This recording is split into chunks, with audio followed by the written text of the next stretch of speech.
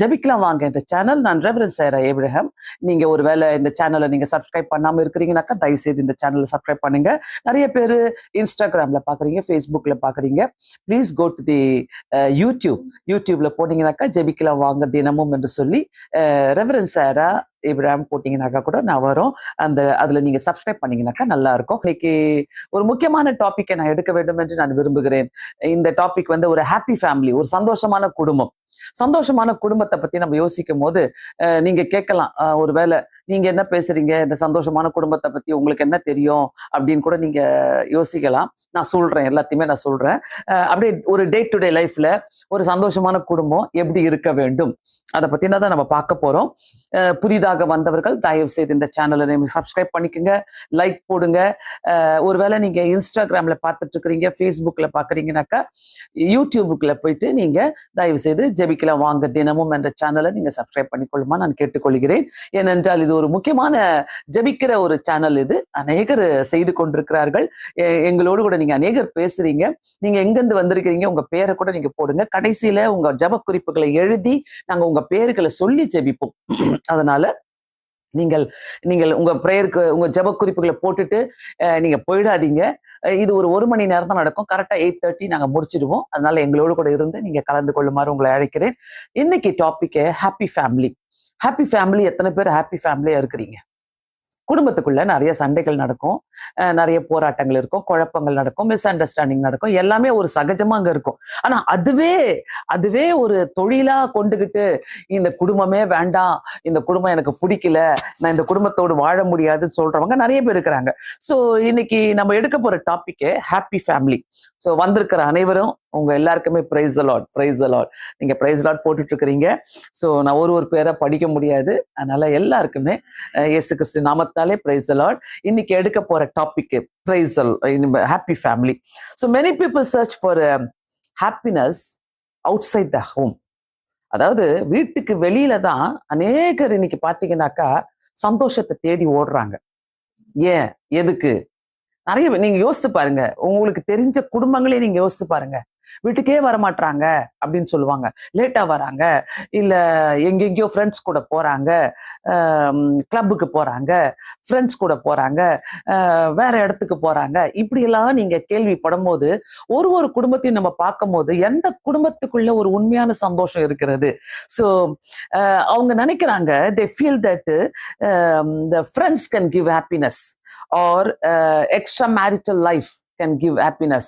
அதாவது தப்பான ஒரு வாழ்க்கைக்குள்ள போறதும் அல்லது அவங்களுடைய ஃப்ரெண்ட்ஸ் மூலமாக நல்ல சந்தோஷம் கிடைக்கும்னு நினைக்கிறாங்க.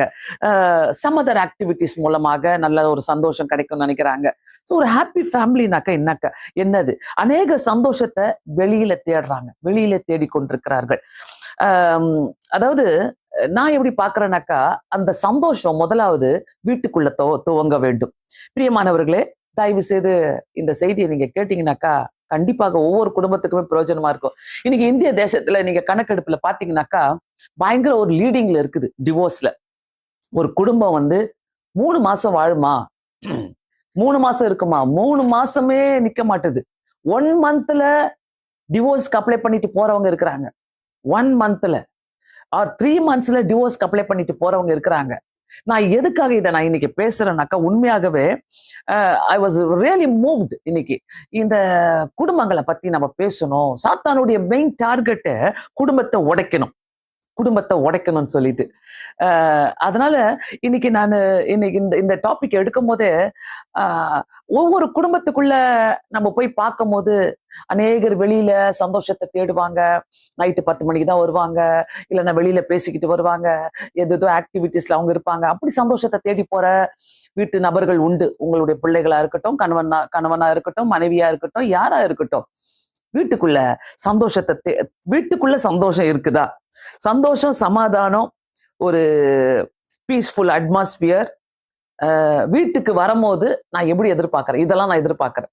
வீட்டுக்குள்ள நான் வரேனாக்கா வீட்டுக்குள்ள சந்தோஷம் இருக்கணும், சமாதானம் இருக்கணும், ஒரு பீஸ்ஃபுல் அட்மாஸ்பியர் இருக்கணும், ஒரு சமாதானமான ஒரு சூழ்நிலை இருக்கணும். இல்லைன்னா வீட்டை நினைத்தாலே ஒரு வார் ஜோன், போராட்டம், சண்டை நடக்கும், விரோதம் இருக்குது, பேச்சுவார்த்தை இல்லை, இப்படிப்பட்ட ஒரு நோக்கத்தோடு வீட்டுக்கு வரீங்களா? வீட்டுக்கு வரீங்கனாக்கா வீட்டுக்குள்ள சந்தோஷம் இருக்குதா, சமாதானம் இருக்குதா, பீஸ்ஃபுல் அட்மாஸ்பியர் இருக்குதா? வீட்டுக்குள் இல்லைன்னா, வீட்டுக்கு போறது எனக்கு பிடிக்கல, வீட்டுக்குள்ள சண்டை நடக்குது, கான்ஃபிளிக்ட், வார் நடக்குது, விரோதங்கள், பேச்சுவார்த்தையே இல்ல. சிலர்லாம் வந்து பாத்தீங்கன்னாக்கா லேட்டா வந்து வெளியில சாப்பிட்டுட்டு வந்துடுவாங்க, நேரா வந்து படுத்து தூக்கிடுவாங்க. அந்த மாதிரி கேஸ் எல்லாம் நிறைய இருக்கிறாங்க. ஏன், எதுக்கு அப்படிப்பட்ட, அதாவது ஒரு வீட்டுக்குள்ள ஒரு கான்ஃபிளிக்ட் ஜோனா இருக்குதா? எப்படி பாக்குறீங்க நீங்க வீட்டை? உங்க வீட்டுக்குள்ள ஒரு நரகமா, ஒரு சொர்க்கமா, ஒரு நரகமா? சோ இதை நான் நிறைய பேசி போட்டிருக்கிறேன் எங்க நம்மளுடைய சேனல்ல. ஆனா இன்னைக்கு மொத்தமா வீட்டுக்குள்ள நான் பேசணும்னு ஆசைப்படும் போது, வீட்டை குறித்து, ஃபேமிலியை குறித்து, ஒரு ஃபேமிலி லைஃபை குறித்து பேசணும்னு ஆசைப்படும் போது கண்டிப்பா நான் எலிஜிபிள்னு சொல்லுவேன். ஏன்னாக்கா இந்த இந்த வார்த்தைகளை சொல்லும் போதே கண்டிப்பா ஒரு குடும்பத்தையும் நான் என்கரேஜ் பண்ணணும்னு நினைக்கிறேன். எனக்கு இன்னைக்கு எங்களுக்கு வந்து வெட்டிங் ஆனிவர்சரி. எத்தனாவது வெட்டிங் ஆனிவர்சரினா, we are completing 33 years. 33 வருஷங்களை முடித்து 34 ஒரு புதிய வருஷத்துக்குள்ளாக நாங்க கால வைக்கிறோம். So it's not easy. ஒரு 33 வருஷங்கள் குடும்பத்தோடு வாழ்றோம்னாக்கா, நிறைய பேருக்கு இன்னைக்கு 33 வருஷமா அப்படின்றாங்க. சிலர் 50 வருஷம் வாழ்றாங்க, 40 வருஷம் வாழ்றவங்க இருக்கிறாங்க. அதெல்லாம் அந்த அந்த அந்த காலத்துல கல்யாணம் பண்ணி வந்தவங்க எல்லாம் நல்லா வாழ்றாங்க. இப்ப இருக்கிற யங்ஸ்டர்ஸ்க்கு இட்ஸ் அ பிக் சேலஞ்ச். இது ஒரு சவாலா இருக்குது. இப்ப இருக்கிற யங்ஸ்டர்ஸ் அந்த ஒரு ஒரு பொறுத்து கொள்ற தன்மையே கிடையாது, டாலரன்ஸ் லெவலே கிடையாது அவங்களுக்கு. நல்லா கவனிங்க, அவங்கெல்லாம் கல்யாணம் பண்ணிக்கணும்னு ஆசைப்படுவாங்க, ஹாப்பி மேரிட் லைஃப் நடத்தணும்னு ஆசைப்படுவாங்க. நுழைஞ்ச உனதான் தெரியும், சே நான் கல்யாணமே பண்ணியிருக்க மாட்டேன், இப்படிப்பட்ட ஆளா இருந்தா, இப்படிப்பட்ட ஒரு பொண்ணா இருக்குதுனாக்கா நான் கல்யாணமே பண்ணியிருக்க மாட்டேன்னு சொல்லிட்டு நிறைய பேர் ரிக்ரெட் பண்றவங்க இருக்கிறாங்க. பிரியமானவர்களே, இன்னைக்கு நீங்க கேட்க போற சில விஷயங்களை இந்த ஹாப்பி ஃபேமிலி தான். முதலாவது, நம்மளுக்கு ஹாப்பினஸ் வீட்டுக்குள்ள இருக்கணும். It begins at home. Happiness always it begins at home. சிலர் நினைப்பாங்க, அதாவது என் பொண்ணு வீட்டுல இல்லை அதனாலதான் எனக்கு வீட்டுக்கு போவே பிடிக்கல, என் பையன் வீட்டுல இல்லை அதனால எனக்கு வீட்டுக்கு போவே பிடிக்கல, மனைவி வீட்டுல இல்லை எனக்கு வீட்டுக்கு போவே பிடிக்கல, என் புருஷன் வீட்டுல இல்லை அதனால வீட்டுக்கு போவே பிடிக்கல. அட்ஜஸ்ட்மெண்ட் பண்றதுக்கு யாருன்னா இருக்கணும், யாராவது ஒரு பீஸ் மேக்கர் இருப்பாங்க வீட்டுல. சோ இவங்க இருக்கிறதுனால சிலர் போயிட்டு அந்த வீட்டுக்குள்ள இருப்பாங்க. இல்லைனாக்கா அந்த வீட்டுக்குள்ள இருக்கவே முடியாது. அந்த வீட்டுக்குள்ள இருக்கிறதே கஷ்டம் தான். அதாவது சிலர் நினைப்பாங்க, இவங்கெல்லாம் இருந்தாதான் வீட்டுக்குள்ள சமாதானமா இருக்க முடியும், நம்மளெல்லாம் தனியா வாழ முடியாது அப்படின்னு நினைப்பாங்க. சிலர் நினைப்பாங்க, பணம் இருந்தாதான் வீட்டுக்குள்ள இருக்க முடியும், பணம் குறைஞ்சிச்சுனாக்கா அவ்வளவுதான், நம்ம வாழவே முடியாது அப்படின்னு நினைப்பாங்க. பணத்துக்கு இம்பார்ட்டன்ஸ் கொடுப்பாங்க. பணம் இருக்குதுனாக்கா போய் அதை வாங்கிட்டு வா, இதை வாங்கிட்டு வா, இதை வாங்கு, அதை வாங்கு அப்படின்ட்டு பணத்திலேயே கண்ணு போகும். பணத்துக்குள்ளேயே அவங்க மூழ்கி கிடப்பாங்க, பணத்திலேயே வாழ்ந்துட்டு இருப்பாங்க. அப்படிப்பட்ட ஒரு வாழ்க்கையும் இருக்குது. பணம் இருந்தாதான் வாழ்க்கை ஜாலியா இருக்கும்னு சொல்லிட்டு சிலருடைய மைண்ட் செட் அப்படி ஆயிடும். சிலர் பார்ப்பாங்க, வீட்டுக்குள்ள நல்ல சாப்பாடு இருந்தாதான் சந்தோஷம், நல்ல சாப்பாடு செஞ்சுக்கிட்டே இருக்கணும், நல்ல சாப்பாடு சாப்பிட்டுட்டே இருக்கணும், தப்பே கிடையாது. ஆனா எது மேல கண்ணை வச்சு நம்ம ஒரு குடும்பத்தை நடத்துறோம். சோ நான் எப்படி பாக்குறேன்னாக்கா, எது இருந்தாலும், எது இருக்குதோ இல்லையோ, happiness always begins at home. சந்தோஷம் ஒரு வீட்டுக்குள்ளதான் என்னைக்குமே துவங்கும். இன்னொன்னு ஒரு முக்கியமான ஒரு காரியம் என்னன்னாக்கா, if you are not happy at home, you cannot be happy anywhere else in the world. அதனால தெரிஞ்சுக்கங்க, நீங்க வீட்டுக்குள்ள சந்தோஷமா இல்லைனாக்கா உலகத்துல நீங்க எங்க போனாலும் சந்தோஷமா இருக்க முடியாது.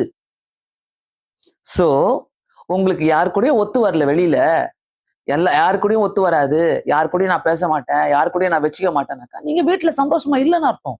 நீங்க சொல்லலாம், அது என்னுடைய குணம். இல்ல, வீட்டுக்குள்ளேயே ஒருத்தருக்கு ஒருத்தர் ஒரு சமாதானம் இல்லை, சந்தோஷம் இல்லை, ஒருத்தர் கூட பேச மாட்டோம்னு சொல்லிட்டு இருக்கிறீங்கனாக்கா நீங்க வெளியில என்னைக்குமே நீங்க சந்தோஷமா இருக்க முடியாது. ஸோ உங்க கேரக்டரை வைத்து, ஒருத்தருடைய கேரக்டரை வைத்து நம்ம புரிந்து கொள்ளலாம் அவங்க எவ்வளவுப்பட்ட கான்ஃபிளிக்ட்ல இருக்கிறாங்க, எப்படிப்பட்ட பிரச்சனையில இருக்கிறாங்க, வீட்டுக்குள்ள அவங்களுக்கு எப்படி இருக்குது சிச்சுவேஷன், சூழ்நிலைகள் எப்படி இருக்குதுன்னு சொல்லி நம்ம புரிந்து கொள்ளலாம். பிரியமானவர்களே, தயவு செய்து happy family is very important. நான் எவ்ரி டைம் நான் சொல்ல போறேன். ஏன்னா இன்னைக்கு நான் இந்த ஹாப்பி ஃபேமிலியை பத்தி நான் பேசுறேன்னாக்கா, 33 வருஷங்கள் நான் எங்க குடும்பத்தை நடத்திட்டு வரேன். நிறைய அப்ஸ் அண்ட் டவுன்ஸ் வந்திருக்கு தான், வராம இருக்காது, வரணும். பேச்சுகள் வரும், குறைகள் வரும், குற்றங்கள் வரும், எல்லாம் வந்தாலும் அத அந்த மாலுமி மாதிரி, கப்பல் மாலுமி மாதிரி, அந்த என்ன புயல் அடிச்சாலும் எந்த அலைகள் வந்தாலும் அந்த மாலுமி வந்து கான்சென்ட்ரேட் பண்றது வந்து நான் போற ரூட்டை மட்டும் கான்சென்ட்ரேட் பண்ண போறேன். அதை நான் ஒவ்வொரு அலைகள் வரும்போதும் பரவாயில்ல, இதை தாண்டி போயிடுவேன், இதை தாண்டி போயிடு. It's not easy. ரோட்ல பஸ் ஓட்டிடலாம், மேல ஃபிளைட்டை ஓட்டிடுவாங்க, கடலுக்குள்ள மூழ்கிடுச்சுனாக்கா ஒண்ணும் முடியாது. சோ அப்படிதான், அதுதான் ஒரு family life. Happy family life நீங்க நினைக்கிறீங்கனாக்கா உங்களுக்குள்ள ஒரு கரேஜ் இருந்தாதான், உங்களுக்குள்ள ஒரு தைரியம் இருந்தாதான், உங்களுக்குள்ள ஒரு கான்பிடென்ட் இருந்தாதான் ஒரு ஹாப்பி மேரிட் லைஃப் நடத்த முடியும். நான் நிறைய பேசியிருக்கிறேன், நிறைய கான்ஃபரன்ஸ் நாங்க நடத்தி இருக்கிறோம், குடும்பமா குழப்பமான்னு சொல்லி நிறைய ப்ரோக்ராம் நாங்க நடத்தி இருக்கிறோம். பட் ஹாப்பி மேரிட் லைஃப்பை பத்தி நான் பேசும்போது இதுல இன்னைக்கு மேலோட்டமா தான் நாங்க பேச போறேன். ஏன்னா நிறைய பேசி நான் என்னுடைய சேனல்ல நாங்க போட்டிருக்கிறோம். ஜெபிக்கலாம் வாங்க, இந்த சேனல்ல நீங்க போய் பார்க்கலாம். இந்த இடத்துல தயவு செய்து நீங்க கவனிக்கிறீங்கனாக்கா ஒரு ஹாப்பி மேரிட் லைஃப் எப்படி இருக்கணும். கல்யாணம் பண்றதுக்கு நீங்க முதலாவது ஒரு ஆசைக்காகவோ ஒரு அன்புக்காகவோ உலகத்தின் அன்புக்காகவோ திருமணத்தை பண்ணிக்கிட்டு கல்யாணம் பிடிக்கல, வெறுப்பா இருக்குதுன்னு சொல்றது திருமணம் கிடையாது. நல்லா புரிஞ்சுக்கங்க இந்த இடத்துல. சோ தயவு செய்து நீங்க இந்த இடத்துல நீங்க யோசிக்கிறீங்கன்னாக்கா ஒவ்வொரு குடும்பத்தை குறித்து நீங்க யோசிங்க. ஒவ்வொரு குடும்பத்துல ஒரு ஹாப்பி லைஃப் இருக்குதா, சந்தோஷமான சமாதானமான வாழ்க்கை இருக்குதா. சந்தோஷமும் சமாதானமும் பர்மனண்டா அங்க இல்ல, அப்பப்போ வரும் அப்படின்னு சொன்னா கூட, அப்பப்போ குட்டி குட்டி சண்டைகள் வந்தா கூட திருப்பி அந்த சந்தோஷத்துக்குள்ள சமாதானத்துக்குள்ள நம்ம வந்துட விடுவது ஒரு கிறிஸ்தவர்களுக்கு அடையாளம், ஒரு விசுவாசிக்கு அடையாளம்.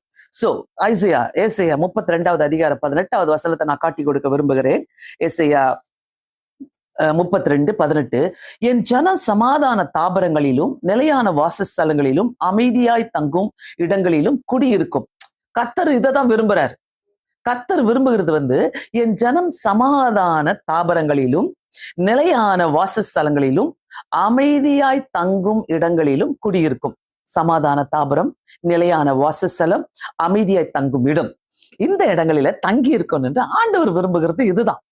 சோ கர்த்தர் விரும்புகிற ஒரு இந்த வசனத்தை நம்ம கையை வைத்து ஜெபம் பண்ணி குடும்பங்களுக்காக ஜெபிப்பது நம்மளுடைய கடமையா இருக்குது பிரியமானவர்களே. தயவு செய்து சொல்றேன். ஏன்னா இதை நான் எங்க கத்துக்கிட்டேன்னா எங்க அப்பா அம்மாட்ட இருந்து கத்துக்கிட்டேன். எங்க அப்பா எப்பவுமே சொல்லுவாங்க, ஒரு குடும்பம் வந்து ஒரு குட்டி பரலோகம் மட்டும் மாதிரி இருக்கணும்னு சொல்லிட்டு. ஏன்னா அங்க ஜெபம் நடந்துகிட்டே இருந்தது.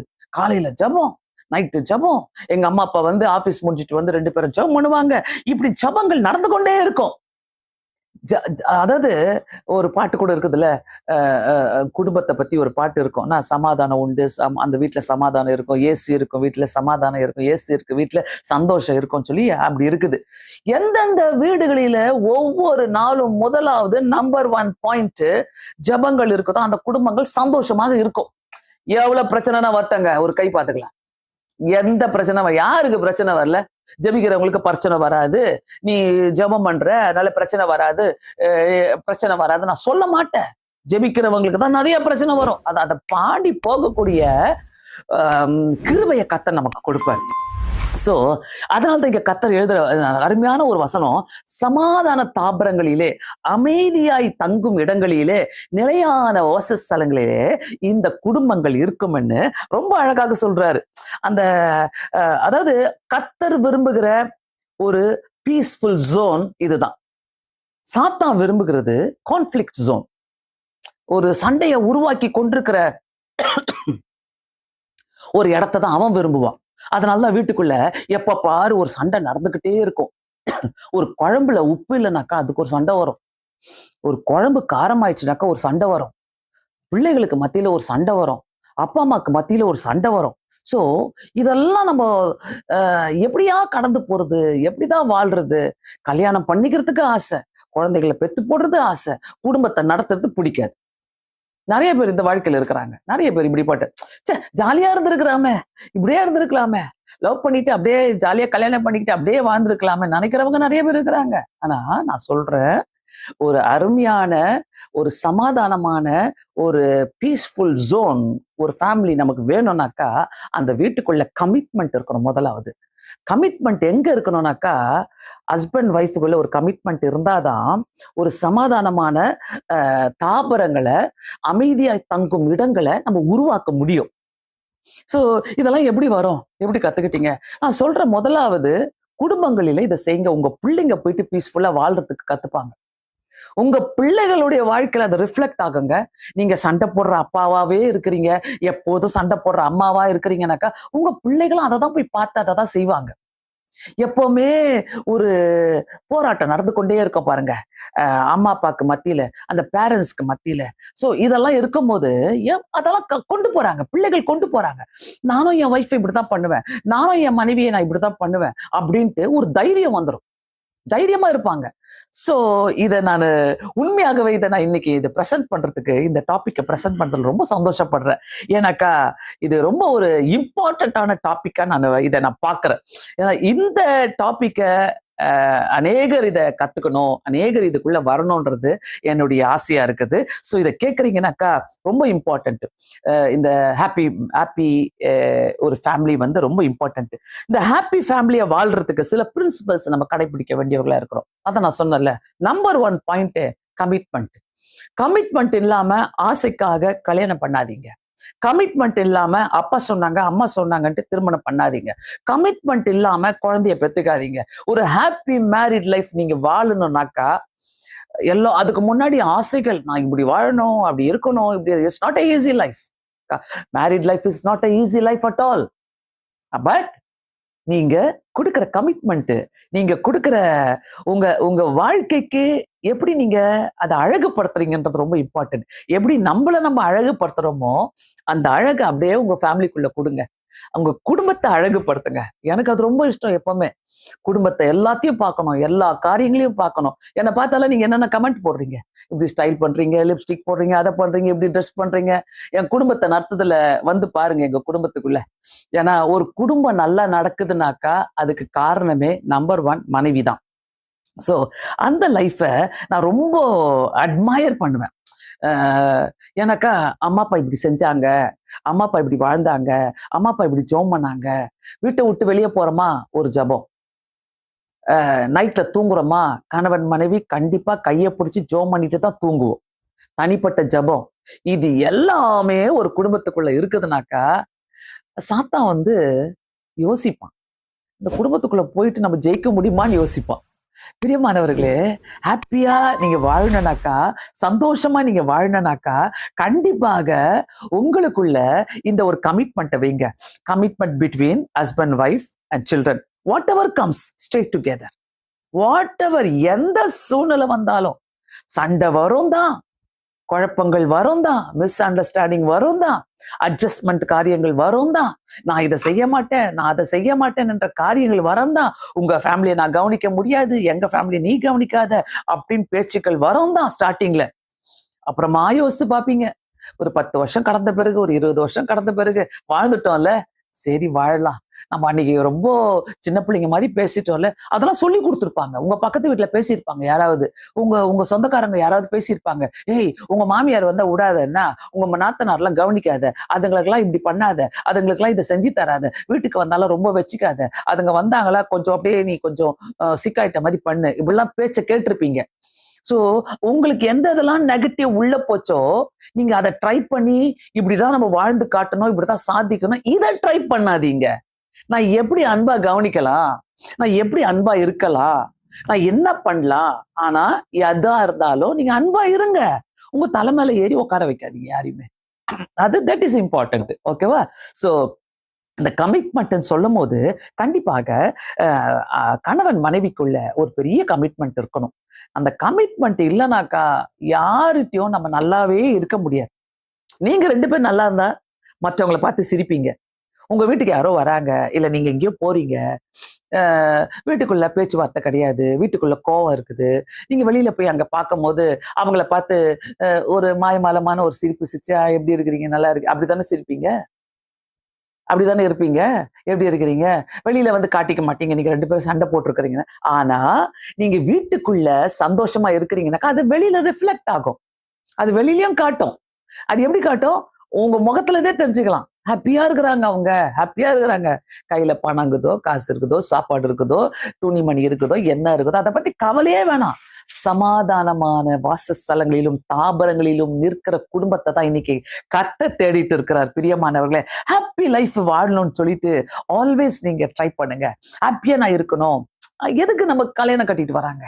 எதுக்கு வந்து கம்பேர் பண்ணி பேசாதீங்க. அந்த குடும்பம் எப்படி இருக்கிறாங்க பாரு, இந்த குடும்பம் எப்படி இருக்கிறாங்க பாரு, இவங்க எப்படி இருக்கிறாங்க, கம்பேர் பண்ணி பேசிட்டாங்க. கமிட்மெண்ட் இருந்தாலே, 2 பேருக்குள்ள கமிட்மெண்ட் இருந்தாலே யூ வேல்யூ ஈச் அதர். உங்களுடைய 2 பேருடைய வேல்யூ தெரியும். நீங்க எவ்வளவு முக்கியமானவங்க என்று வேல்யூ தெரியும். ஐயோ நான் இப்படி பண்ணிட்டா அவர் கோச்சுப்பாரு, ஐயோ அவருக்கு பிடிக்க, அந்த பயம் இருக்காது. இல்ல தெரியும், புரிஞ்சுக்கலாம், இந்த தப்பு செஞ்சா கூட பரவாயில்ல, அவர் அட்ஜஸ்ட் பண்ணிப்பாரு. To value each other. வீட்டுக்குள்ள ஒரு சிங்கம் புலி மாதிரி இருக்காதீங்க என்னைக்குமே. வீட்டுக்குள்ள நீயா நானான்னு சொல்லிட்டுலாம் இருக்காதீங்க. Always we should compliment each other. So எங்க 2 பேருக்கும் இன்னைக்கு 33 வருஷம் ஆகுது. நான் எங்களுக்கு திருமண நாள் இன்னைக்கு. ஆனா ஆல்வேஸ் நிறைய பேர் சொல்ற ஒரு காரியம் எங்களுக்கு, யூ காம்ப்ளிமெண்ட் ஈச் அதர்ன்னு சொல்லுவாங்க. அவருக்கு நடந்ததா வெரி குட், எனக்கு நடக்குதா ஈ ஃபீல்ஸ் வெரி குட். ஸோ நீங்க பாப்பீங்க, இந்த மினிஸ்ட்ரியை கூட நாங்க 2 பேரும் சேர்ந்து தான் செஞ்சுட்டு இருக்கிறோம். அப்படி 2 பேரும் சேர்ந்து நாங்க செய்யலைனாக்கா செய்ய முடியாது. ஒருத்தரே கைத்தட்டிட்டு, ஒரு சைடே கைத்தட்டிட்டு இருக்க மாதிரி 2 பேரும் சேர்ந்து பண்ணாதான் எல்லாமே சுமூகமாக முடியும் என்பதை நான் உங்களுக்கு சொல்லி தருகிறேன். ஸோ 2 பேருக்கும் கமிட்மெண்ட் செய்து கொள்ள வேண்டும். அதாவது ஒருத்தர் எடுக்கிற முடிவை இன்னொருத்தருக்கும் அதை நீங்க தெரியப்படுத்த வேண்டும். என்னதான் வந்தாலும், நான் இதை செய்ய போறேன், அதை செய்ய போறேன். என்னுடைய 33 years ஆஃப் மேரிட் லைஃப்ல நான் ஒளிவு மறைவே பண்ணது கிடையாது. எங்க ஹஸ்பண்ட் இங்கதான் உட்காந்துட்டு இருக்கிறாங்க. எதுவுமே நான் மறைச்சு வச்சதே கிடையாது. மறைச்சு வச்சு வீட்டுக்கு அனுப்புறது, மறைச்சு வச்சு அதை செய்யறது, மறைச்சு வச்சு ஏதாவது விஷயத்த மறைச்சு ஒரு நாளுமே நான் செஞ்சது கிடையாது. அது மாதிரி என்னுடைய ஹிஸ்டரியில நான் கிரியேட் பண்ணல. அதை நான் தைரியமா சொல்ல முடியும். ஸோ ஏன்னாக்கா இந்த அளவுக்கு ஒரு கமிட்மெண்ட் ஹஸ்பண்ட் ஒய்ஃப்குள்ள இருக்கணும். எதா இருந்தாலும் இம்மீடியட்டா நான் ஷேர் பண்ணிடுவேன். எந்த விஷயமா இருந்தாலும், எப்படிப்பட்ட காரியங்களா இருந்தாலும், ஐயோ அவர் என்ன நினைப்பாரு, என்ன பண்ணுவார், அந்த மாதிரி கிடையவே கிடையாது. ஸோ ஹஸ்பண்ட் ஒய்ஃப்குள்ள இந்த கமிட்மெண்ட்டை நீங்க செய்யுங்க எப்போதுமே. சும்மா நீ என்ன லவ் பண்றியா, நான் உன்னை லவ் பண்றேன், நீ என்ன எவ்வளவு லவ் பண்ற, நான் உன்னை எவ்வளவு லவ் பண்றேன் பாரு, உனக்கு லவ் பண்ணவே பிடிக்கலையே, அந்த பேச்சோட show it in your action. Don't expect somebody to love you. யாராவது உங்க ஹஸ்பண்ட் வந்து உங்க மனைவியோ உங்க புருஷனோ உங்களை அதிகமா நேசிக்கணும், உலகத்தை விட அதிகமா நேசிக்கணும் இல்ல. நீ ஃபர்ஸ்ட் கர்த்தரை நேசி, ஆட்டோமேட்டிக்கா உங்க பார்ட்னர் உங்களை நேசிப்பாங்க. அதுதான் சிம்பிள் மேட்டர். ஸோ சாத்தான் வந்து அதுல புகுந்துக்க கொள்ளவே முடியாது. நம்பர் 2 நான் சொல்ற ஒரு காரியம் வந்து பேரண்ட்ஸ் அண்ட் சில்ட்ரன். சில்ட்ரனுக்கும் பேரண்ட்ஸ் சில்ட்ரன் ரொம்ப ரொம்ப முக்கியம். கொலைசியர் 3வது அதிகாரம் 20வது வசனத்துல, பிள்ளைகள் உங்கள் பெற்றோருக்கு எல்லா காரியத்திலும் கீழ்ப்படிங்கள், இது கர்த்தருக்கு பிரியமானது.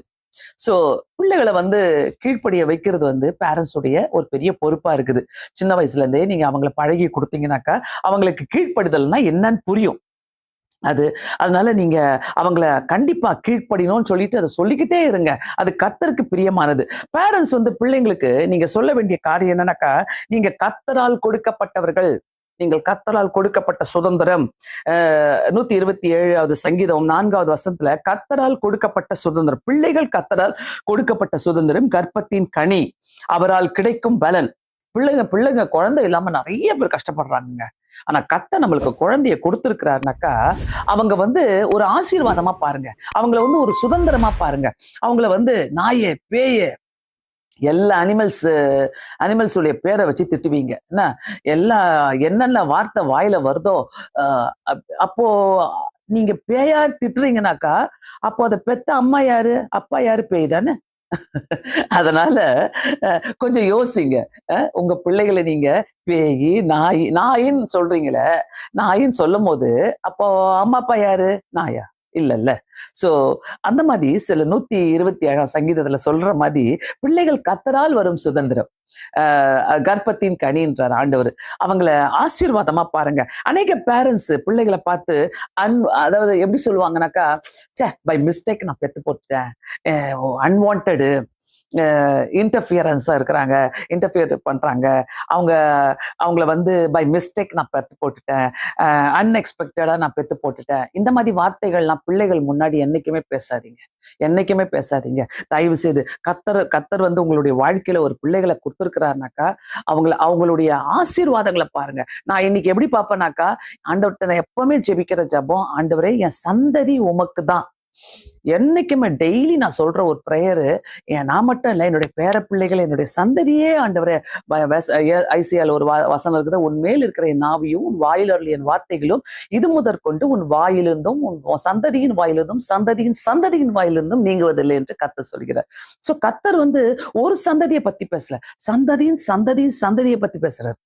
சோ என் சந்ததியே நான் உங்களுக்கு கொடுக்குறேன் ஆண்டவரேன்னு சொல்லும் போது கர்த்தர் கண்டிப்பாக ஆசீர்வதிப்பாருங்க. சோ அவங்களை அப்படி பாருங்க, ஆசீர்வாதமான ஒரு குடும்பமா, ஆசீர்வாதமான ஒரு பிள்ளைகளாக நீங்க பார்க்கும்போது அவங்க போயிட்டு ஆசீர்வாதமா தான் இருப்பாங்க. சோ ஏன்னாக்கா இது ஏன் நீங்க நிறைய பேர் சொல்லுவாங்க, பை மிஸ்டேக் பிறந்துருச்சு, இது அன்வான்ட் சைல்டு, இது ஏன் இதை நான் பெத்து போட்டேன்னு தெரியல, உன்னை போய் பெத்து போட்டேன் அப்படிலாம் நிறைய பேர் பேசுவாங்க. ஆனா கர்த்தர் அந்த குழந்தை மேல நோக்கம் வச்சுதான் அந்த குழந்தைய இந்த உலகத்துக்கு கொண்டு வந்திருக்கிறார் என்பது நமக்கு தெரியும். சோ நாயோ பேயோ அல்லது காக்காவோ குருவியோ எந்த பேரும் சொல்லி அவங்கள நீங்க பெட் நேம் வச்சு திட்டாதபடி சுதந்திரமாக பாருங்க. இன்னொரு காரியம் பாத்தீங்கன்னாக்கா, ஒரு சின்ன பொண்ணு ஒரு நோட் எழுதி வச்சுச்சான். ஒரு நோட் எழுதி வச்சுச்சு. என்ன எழுதி வச்சுச்சுனாக்கா, அம்மா, டியர் மாம், சாரி, நான் உங்களுக்கு ரொம்ப தடையா இருந்துட்டேன் இவ்வளவு நாள். அதனால உங்களுடைய சந்தோஷத்துக்கு நான் ரொம்ப தடையா இருந்தேன். நீங்க ஆசைப்பட்ட மாதிரி நீங்க வாழ்ந்துக்கங்க, நான் இந்த உலகத்தை விட்டு போறேன் அப்படின்னு சொல்லிட்டு ஒரு நோட் எழுதி வச்சுட்டான். ஏன்னா அந்த அம்மா எப்ப பாரு அந்த பொண்ணை unexpected, by mistake, your unwanted அப்படின்னு சொல்லி திட்டிக்கிட்டே இருந்தனால அந்த பொண்ணு சூசைட் பண்ணக்கூடிய நிலைக்கு போய் விட்டுது. ஸோ நம்ம கரெக்டா யோசிக்கணும். அவங்க குழந்தையிலிருந்து வாலிப பருவம் அவங்க திருமணம் ஆகி போகிற வரைக்கும் அந்தந்த ஸ்டேஜ்ல அவங்களுக்கு வேண்டிய ஒவ்வொரு காரியத்தை நீங்க கத்து கொடுத்துட்டீங்கன்னாக்கா ஆட்டோமேட்டிக்கா அவங்க என்ன செய்யறாங்களோ செஞ்சுப்பாங்க. ஏன்னாக்கா நான் ஒண்ணு நம்புவேன், ஃபவுண்டேஷனை கரெக்டா போடுங்க. ஃபவுண்டேஷன் நீங்க பிள்ளைகளுக்கு சரியா போடலனாக்கா அவங்க திருமணமாகி வாலிப பிள்ளைகளா போகும்போது அவங்க அங்க மிஸ்டேக் பண்ணுவாங்க. அவங்களுக்கு தெரியாது எப்படி வாழணும்னு சொல்லிட்டு. ஸோ ஒரு ஹாப்பி ஃபேமிலி லைஃபை அவங்களால அமைக்க முடியாது. அதனால ஃபவுண்டேஷன் கரெக்டா இருக்கணும். பைபிள், ஜபம், சர்ச்சு, அவங்களுக்கு வேண்டிய ஒவ்வொரு ஆவிக்குரிய ஆகாரத்தை வீட்டுல நீங்க என்ன பண்றீங்களோ that will reflect on Dhar life. அவங்களுக்கு அது அப்படியே போகும். ஸோ பிள்ளைங்களுக்கு தெரியட்டும், நீங்க அவங்கள்ட்ட நேசிக்கிறது மட்டும் இல்ல, பிள்ளைகளுக்கு எல்லாத்தையும் நான் வாங்கி கொடுத்துருவேன், பிள்ளைகளை நான் இப்படி பார்த்துப்பேன் அப்படி பார்த்துப்பேன், அதெல்லாம் இம்பார்ட்டன்ட்டே கிடையாது. நீங்க எப்படி வாழ்றீங்க, நீங்க என்ன காட்டுறீங்க, அதுதான் பிள்ளைங்களுக்கு போய் உட்காரும். உங்களுடைய எவ்ரி ஆட்டிடியூட், ஒண்ணுத்தையும் உங்க பேச்சுல இருந்து, உங்களுடைய நடையில இருந்து, உங்களுடைய ஒவ்வொரு கருத்தாய் பாக்குறவங்க பிள்ளைங்க, அது தெரிஞ்சுக்கங்க, கருத்தாய் பாக்குறவங்க. சோ உங்க அப்பா மாதிரியே கோவப்படுறப்ப, உங்க அம்மா மாதிரியே எரிச்சல் அடையிறப்ப சொல்றீங்கல்ல, அதெல்லாம் அவங்களுக்கு இம்பாக்ட். அவங்களுடைய மனசுல அதெல்லாம் பதிஞ்சிரும். அதெல்லாம் பதிஞ்சிட்டு இப்படி சொல்லிட்டாங்களா, அப்ப நம்ம வில் டேக் அன் அட்வான்டேஜ், நம்ம இப்படியே வாழலாம், அப்பா மாதிரியே வாழலாம், நம்ம அம்மா மாதிரியே நம்ம பண்ணலாம் அப்படின்ட்டு அவங்க அட்வான்டேஜ் எடுத்துப்பாங்க. பிரியமானவர்களே, இந்த ஹாப்பி ஃபேமிலிக்குள்ள இத்தனை ரகசியங்கள் இருக்குது. நான் நிறைய பேசி போட்டிருந்தாலும் இன்னைக்கு நான் இந்த காரியத்தை பத்தி உங்ககிட்ட ஷேர் பண்றதுக்கு காரணமே எங்களுடைய வெட்டிங் ஆனிவர்சரியா இருக்கிறதுனால 33 வருஷங்கள் நான் இந்த குடும்பத்துல சந்தோஷமாக வாழ்ந்து வருவதற்கு காரணம், கல்யாணம் ஆவறதுக்கு முன்னாடியும் என் சந்தோஷத்தை நான் விட்டு கொடுக்கல, கல்யாணம் ஆன பிறகும் நான் என் சந்தோஷத்தை விட்டு கொடுக்கல. சோ எனக்குள்ள இருக்கிற சந்தோஷத்தை நான் என் குடும்பத்துக்கு கொடுக்க ஆரம்பிச்சேன். நான் என்ன நிறைய பேர் பார்த்து நான் வளர்ந்த இடத்துக்கு நான் போனேனாக்கா எங்க ஹஸ்பண்ட சொல்லுவாங்க, கல்யாணம் ஆயிட்ட பேர் கூட மாறல பத்தி, அப்படியே இருக்குது. ஏன்னா அதே கிண்டலு, அதே ஒரு சிரிப்பு, அதே ஒரு ஜாலி. அப்படி இருக்கும்போது நான் நிறைய பேர் திருமணம் ஆயிட்டு மாறிட்டு அப்படியே நம்ம பெரிய வயசானவங்க மாதிரி பண்ணிப்பாங்க. இதை எடுத்துனுவா, அதை எடுத்துனுவா, நான் இதை செய்யணும், அது எவ்ரிதிங் மேக் இட் கூல். கூல்னு ஒரு வார்த்தை தான் கட்டுப்பிடிச்சு வச்சுக்கிறாங்களே இந்த உலகத்துல. எதுக்கு பாரு கூல் மட்டும் வாட்ஸ்அப்ல போட்டாதீங்க, வாழ்க்கையில கூலா இருக்க கத்துக்கங்க பிரியமானவர்களே. சோ இன்னொன்னு கமிட்மெண்ட் என்னன்னாக்கா, வீட்டுக்குள்ள இருக்கிற fellowship, union is very important. நல்ல வீட்டுக்குள்ள அவங்க திருமணம் ஆகி போகிற வரைக்கும் நல்ல ஒரு ஃபெலோஷிப்பை வீட்டுல கொடுங்க. எங்க வீட்டுல எல்லாம் ஒரு பழக்கம் உண்டு. பிள்ளைங்க வரும்போதே நாங்க 2 பேரும் முன்னாடி ஹால்ல உட்காந்துட்டு இருப்போம். ஸ்கூல் முடிஞ்சு வராங்கனாக்கா, காலேஜ் முடிஞ்சு வராங்கனாக்கா வீட்டுல உட்காந்துட்டு இருப்போம். நாங்க அவங்க கிட்ட அவங்க உட்காந்து ஒரு 10 நிமிஷம் ரிலாக்ஸ் பண்ணி, அவங்க ஷூ சாக்ஸ் எல்லாம் அவுத்து, அவங்க பேக் எல்லாம் ஓரம் வச்சுட்டு, அவங்க எங்களோட கூட சில காரியங்களை பகிர்ந்துக்கிட்டு, அதுக்கப்புறம் தான் நாங்க டீயோ காஃபியோ அல்லது டீ டைம் ஒன்று வச்சுப்போம். எல்லாம் உட்காந்து டீ குடிக்கிறது. அதே மாதிரி உட்காந்து சாப்பிடும் போதும் டின்னர் டைம் வெரி இம்பார்ட்டன்ட். ஏன்னா எல்லா வீட்டுல வெளியில போயிடுவீங்க. சாயங்காலத்துல உட்காந்து ஒரு டின்னர் டைம்னு சொல்லிட்டு நீங்க உட்காந்து கூட்டமா குடும்பமா உட்காந்து சாப்பிடும் போது அது ஒரு சந்தோஷமான நேரம். அதுக்கு மேல குடும்பமா உட்காந்து ஒரு யூனியன், ஒரு ஃபெலோஷிப் வீட்டுக்குள்ள வேணும்னாக்கா நீங்க குடும்பமா உட்காந்து ஜெபிக்கிறது ரொம்ப இம்பார்ட்டன்ட். இதெல்லாம் இல்லைனாக்கா ஒரு ஹாப்பி ஃபேமிலியா இருக்கவே முடியாது. நிறைய குடும்பங்கள் உடைந்து போறதுக்கு காரணம் வீட்டுக்குள்ள ஜெபம் இல்லைங்க. இன்னைக்கு நான் சவால் விட்டு உங்கள்கிட்ட சொல்றேன், வீட்டுக்குள்ள ஜெபத்தை பண்ணி பாருங்க, சந்தோஷமா இருக்கும். காலையில ஜெபம் பண்றீங்களா? நிறைய பேர் சொல்லுவாங்க, இல்ல நைட்ல மட்டும் தான் எங்களுக்கு டைம் கிடைக்குது. அப்படி காலையில உங்களுக்கு டைமே கிடைக்கல, மற்ற எல்லா காரியத்தையும் செய்ய டைம் கிடைக்குது, ஸ்க்ரோல் பண்ண டைம் கிடைக்குது, மற்ற காரியங்களை பார்த்துக்கொள்ள டைம் கிடைக்குது, உங்களுக்கு செல்போனை நோண்ட டைம் கிடைக்குது. ஆனா காலையில ஜெபம் பண்ண மாட்டாங்க. காலையில ஜெபம் பண்ணலன்னா அது எங்க ரிஃப்ளெக்ட் ஆகும்? உங்க பிள்ளைகளுடைய வாழ்க்கையில ரிஃப்ளெக்ட் ஆகும், உங்க வாழ்க்கையில ரிஃப்ளெக்ட் ஆகும். எதனா ஒரு பிரச்சனை வரும்போது உங்க பாஸ்டர் சொல்லியிருப்பாங்க, காலையில ஜெபம் பண்ணிட்டு வீட்டை விட்டு வெளில போங்க. எங்க வீட்டுல எல்லாம் இன்னைக்கு வரைக்கும் எங்க அம்மா அப்பா காலத்துல இருந்து நாங்க ஸ்கூலுக்கு போகும்போது காலையில ஜெபம் பண்ணாம எங்க அப்பா எங்களை அனுப்புனதே கிடையாது. இன்னைக்கு நான் சொல்றேன், எங்க குடும்பத்துல எங்க வாழ்க்கையில நாங்க ஜெபம் பண்ணாம எங்க பிள்ளைகளை வீட்டை விட்டு நாங்க வெளியே அனுப்புனதே கிடையாது. வீட்டுக்குள்ள நாங்க இன்னைக்கும் சரி குடும்ப ஜெபம் பண்ணிட்டு ஒரு ஒரு 10 நிமிஷத்துல நாங்க வீட்டை விட்டு வெளில போறோம், திருப்பி அங்க உட்காந்து ஜெபம் பண்ணுவோம் 2 பேரும். ஆண்டவரே நாங்க வீட்டை விட்டு வெளில போறோம், வீட்டை காப்பாத்தி கொள்ளுங்க, நாங்க சந்தோஷமா வீட்டுக்கு திரும்பி வரணும். ஏன்னா அந்த வார்த்தை ரொம்ப முக்கியமா நான் பாக்குறேன்.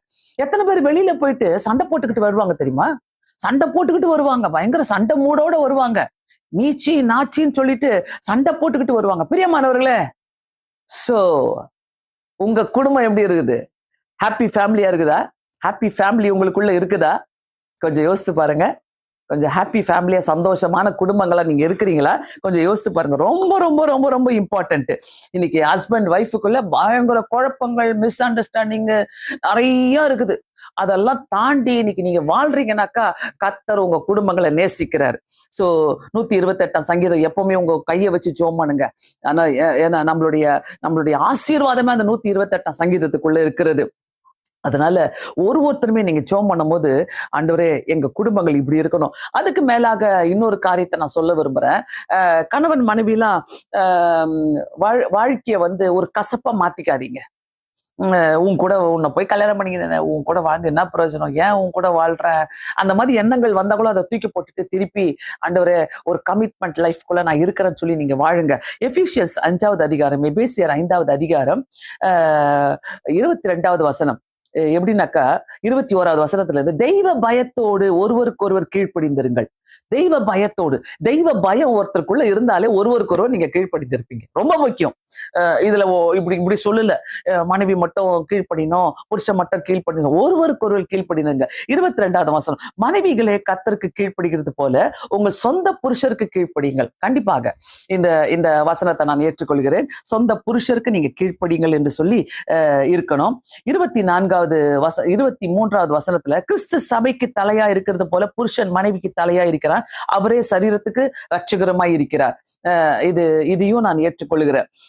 24வது வசனத்துல, ஆகையால் சபையானது அந்த வசனத்தை விட்டுறேன். 25வது வசனம், புருஷர்களே உங்கள் மனைவிகளிலே அன்பு கூறுங்கள், அப்படியே கிறிஸ்துவும் சபையிலே அன்பு கூறுகிறார். இந்த வசனம் ரொம்ப முக்கியம். அங்க மனைவிகளை கீழ்ப்படிந்திருங்கள், இங்க புருஷர்களே உங்கள் மனைவிகளில அன்பு கூறுங்கள். இது ரொம்ப முக்கியம். அன்பு கூறுறது ரொம்ப முக்கியம். ஏன்னாக்கா மனைவிமார்கள் ஈஸியா கீழ்ப்படிஞ்சிருவாங்க, பணிஞ்சிருவாங்க, எல்லாத்தையும் செஞ்சு கொடுத்துருவாங்க. நீங்க ஆனா உங்க மனைவி கிட்ட அன்பு கூறலனாக்கா அத போல ஒரு விரோதம் எதுவுமே கிடையாது. ஏன்னாக்கா உங்க மனைவி கிட்டே நீங்க கேட்டுக்கங்க என்னன்ட்டு.